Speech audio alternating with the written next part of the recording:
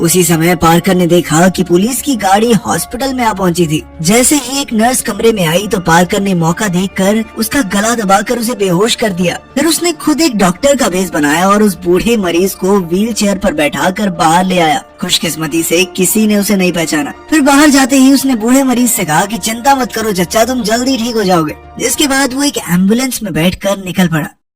कुछ दूर जाकर उसने एम्बुलेंस में रखी दवाइयों से अपनी मरहम पट्टी की। तब उसे मेलिंडर और उसकी गैंग के विश्वासघात को याद करके इतना गुस्सा आया कि उसने बदला लेने की कसम खाई। कुछ दूर जाने पर शिकार का इलाका आया, जहाँ उसने एक छोटे से होटल के बाहर गाड़ी रोक दी। जैसे ही एक आदमी कमरे से बाहर निकला तो वो अंदर घुसकर नहाने लगा और कुछ हथियार इकट्ठा करके बाहर आ गया। अब उसे एक नई पहचान की जरूरत थी, इसलिए उसने नॉर्टे नाम के एक आदमी को फोन किया। वो किसी भी तरह कागज तैयार करने के लिए जाना जाता था। खैर अब नॉर्टे ने कहा कि इस काम में काफी पैसे खर्च होंगे। पार्कर ने उसी समय हाँ कह दिया, क्योंकि कुछ ही पलों में वो सामान गिरवी रखने वाली एक दुकान में चोरी करने वाला था। सबसे पहले उसने बंदूक की नोक पर वहाँ काम करने वाले आदमी को धमकाया, फिर उसके पैर में गोली मारकर उसके साथ चलकर उसकी मदद का नाटक किया। जैसे ही वो स्टोर में पहुँचे तो पार्कर ने कैशियर को भी बंदी बना लिया। वो दोनों चुपचाप उसकी बातें मानते रहे तो पार्कर ने उन्हें कोई नुकसान नहीं पहुँचाया। आखिरकार उसने ढेर सारे पैसे चुराए और बाहर निकलकर एक बूढ़ी औरत की गाड़ी में बैठ गया।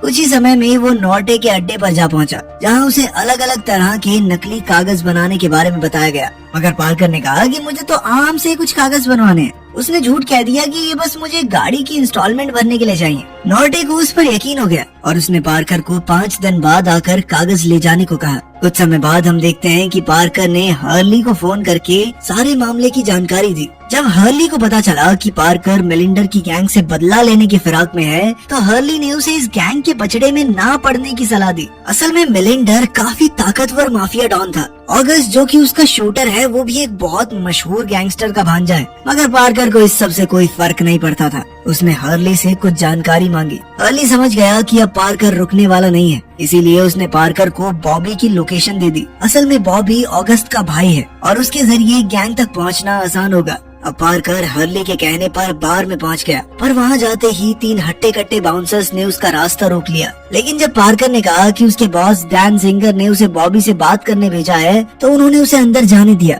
इसके बाद पार्कर ने एक फायर एक्सटिंग्विशर से वार करके सीढ़ियों पर जा रहे आदमी को बेहोश कर दिया और सीधा ऑगस्ट के कमरे में जा घुसा। उसने देखा कि बॉबी मैनेजर पर चिल्ला रहा था तो पार्कर ने पूछा कि इस वक्त ऑगस्ट कहाँ है। बॉबी ने तुरंत अपने गुंडों को पार्कर को पकड़ने का हुक्म दिया, पर पार्कर ने कुछ ही पलों में उन सबकी हड्डी बसली एक कर दी। फिर वो एक बेंच लेकर बॉबी का गला घोंटने लगा और कहा कि अपने भाई का पता बता। उसने मेलिंडर के साथ मिलकर मुझे